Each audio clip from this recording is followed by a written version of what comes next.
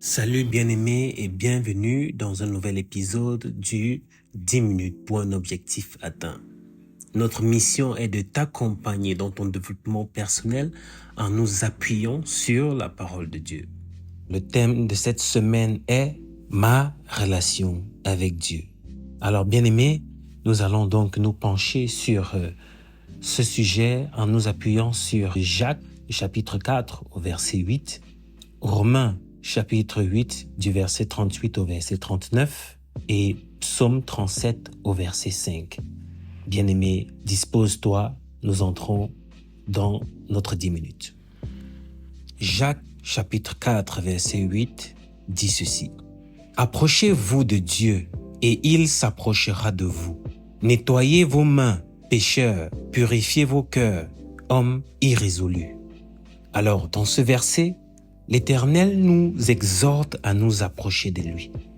Afin de créer une proximité avec Dieu, il faut vouloir s'approcher de lui.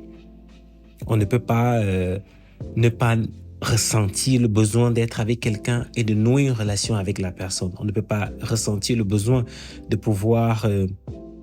on ne peut pas être dans une pensée qui nous éloigne de quelqu'un et vouloir avoir une relation avec cette personne. Alors, ici, le passage nous encourage à nous rapprocher de Dieu avec sincérité et je dirais même avec humilité. Donc, de ce fait, on va chercher la face de Dieu afin que celui-ci puisse rentrer en collaboration avec nous ou bien qu'on puisse pouvoir nous entretenir avec lui. Donc, pour un peu plus enrichir cette pensée, nous allons regarder Romains chapitre 38 à 39 qui dit ceci. L'apôtre Paul déclare « Car j'ai l'assurance que ni la mort, ni la vie, ni les anges, ni les dominations, ni les choses présentes, ni les choses à venir, ni les puissances, ni la hauteur, ni la profondeur, ni aucune autre créature ne pourra nous séparer de l'amour de Dieu manifesté en Jésus-Christ notre Seigneur. Quelle puissance! Amen. Bien-aimé, c'est que non seulement dans la première base, on recherche Dieu.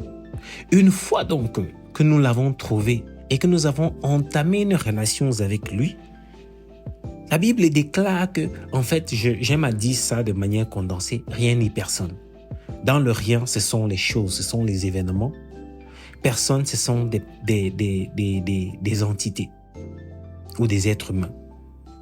Donc rien peut être un événement d'accident, peut être une maladie, peut être une circonstance fâcheuse. Ça peut être les principautés, les persécutions, les oppressions et tout ça. Mais dans le personne, c'est notre famille, nos conjoints, nos amis, tout ce qui est en rapport avec l'être humain. Possédé ou pas possédé. Donc, dans cet élément-ci, même dans le rien, ni profondeur ni hauteur, ça veut dire que même les éléments de la nature ne peuvent pas. Même le pouvoir d'un gouvernement ne peut pas. Même le pouvoir de l'oppresseur ne peut pas. Donc c'est pour nous montrer à quel point le fait de rechercher à avoir une relation avec Dieu nous garantit. Il dit « car j'ai l'assurance », c'est une garantie. Jusque même la mort ne peut pas le faire. Alors, bien-aimé, de rechercher cette garantie-là, c'est de vraiment entrer dans les méandres de notre relation avec Dieu. Un amour inconditionnel. C'est-à-dire que ce qui est mis en lumière ici, c'est de nous faire comprendre que ça dépasse notre entendement.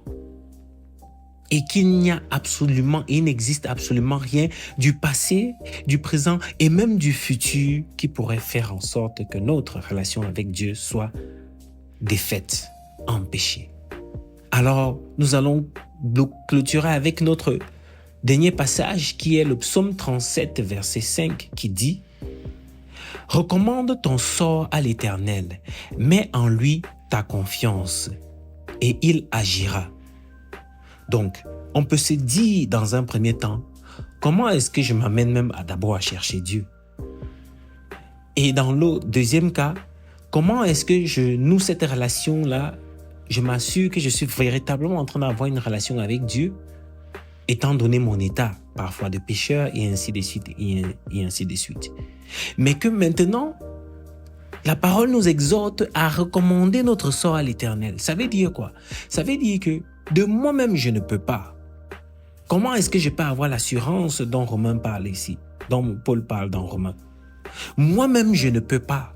Je ne suis pas en train de le faire en comptant sur moi. Je compte sur Dieu. Ça veut dire que l'assurance que je suis en train de pouvoir mettre en avant ici, c'est parce que j'ai la dérive de la parole de Dieu. Parce que même simplement, cette parole-ci que nous venons de lire est à suffisance de l'élément que quand toi, tu es dans le doute, si tu fais confiance à ces paroles, ça veut dire que tu fais confiance à Dieu. Parce que tu fais confiance à la parole de Dieu, ça veut dire que tu sais que sa parole va s'accomplir. Il dit, il agira. Il agira. Donc, tu es confiant de ce que si Dieu l'a fait pour Paul, si Dieu l'a fait pour Matthieu, si Paul l'a fait pour les autres avant toi, ou les autres qui sont avec toi, il va aussi le faire pour toi. Donc, là où tu aurais pu te dire que tu comptes sur ta force, là où tu aurais pu te dire que c'est par rapport à ton état et à ta disposition que ça va se faire, en mettant Dieu en premier, en faisant en sorte que ce soit le désir pour la chose de Dieu qui est ta priorité. Et donc, en rentrant en lui, dans lui, à travers sa parole, en mangeant cette parole-là, en vibrant avec cette parole-là, en la méditant, en faisant que cette parole fasse corps avec toi, enfin que ce que tu dis est exactement la parole, ceci devient donc évident. Ça devient donc évident. Ça bâtit la confiance en toi et ça permet donc que tu puisses donc mener ta relation avec Dieu à des dimensions où il te dit exactement ce qu'il veut que tu fasses. Il te dit comment tu dois le faire, les différentes étapes et même quand. C'est-à-dire qu'il sait quand tu dois aller à un rendez-vous, il sait quand tu dois aller déposer une demande, il sait quand. Il te dit autant pour moi, il te dit quand tu vas, par exemple, aller postuler pour un boulot et donc tu deviens une personne éclairée.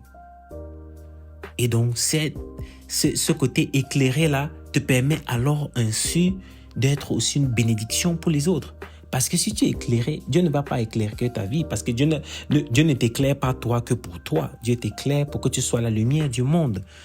Parce que Dieu va t'éclairer suffisamment à t'aiguiller pour que les solutions que tu apportes puissent aussi apporter la grâce à d'autres personnes. Les bénédictions que tu reçois puissent être aussi des bénédictions pour d'autres personnes. Alors, bien-aimés, nous allons donc rentrer dans la conclusion avec le challenge de cette semaine. Le challenge ici, c'est de consacrer un temps chaque jour à la prière. Et j'ai envie même d'être plus spécifique, de commencer à se dire, en attendant d'arriver au stade d'arrêter une heure précise à laquelle on a rendez-vous avec Dieu compris, on va d'abord consacrer un nombre de temps défini qu'on met dans la prière. C'est ça le challenge. Ce n'est pas juste se dire aujourd'hui je vais prier 10 minutes, demain je prie 10 minutes. Ça veut dire quoi? C'est chaque jour que tu es en train de réfléchir sur le nombre de temps que tu vas mettre. Non. Comme tu es capable de programmer, d'organiser ta journée, de savoir que tu as un agenda et que tu as des rendez-vous, que tu puisses définir un temps que tu dois accorder à partir de cette semaine tous les jours pour la prière. Et dans ce même temps, tu accordes un temps pour la lecture, la méditation de la parole, afin d'écouter la voix de Dieu. Parce que Dieu parle à travers elle avant d'arriver au stade où votre relation permet qu'il parle directement à toi. Donc, engage-toi à approfondir ta relation avec Dieu en lui faisant confiance et à t'abandonnant à son amour inconditionnel. Inconditionnel. Alors, bien-aimés fils et filles de Dieu, nous apprécions ton soutien aux 10 minutes pour un objectif atteint. Alors, merci de t'abonner, d'aimer et de partager notre programme. Reste inspiré et je te retrouve la semaine prochaine pour un nouvel épisode. Que la combativité transforme ta vie. Shalom.